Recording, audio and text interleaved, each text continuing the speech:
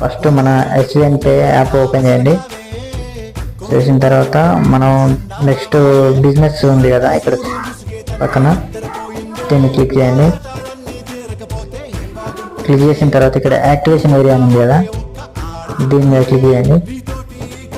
చేసిన తర్వాత మన ఇక్కడ enter user ID or mobile number అని అడుగుతుంది కదా, ఇక్కడ యూజర్ ఐడి కానీ మొబైల్ నెంబర్ కానీ ఎంటర్ చేయాలి. ఎంటర్ చేసిన తర్వాత ఇట్లా కింద నేమ్ వస్తుంది, కన్ఫర్మ్ చేసుకోండి ఒకసారి.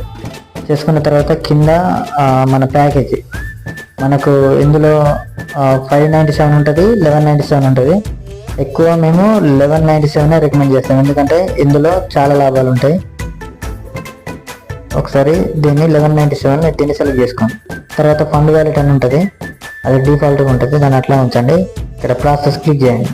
క్లిక్ చేసిన తర్వాత మన టీపిన్ నెంబర్ అడుగుతుంది, టీపిన్ ఎంటర్ చేయమంటుంది. ఆ టీపిన్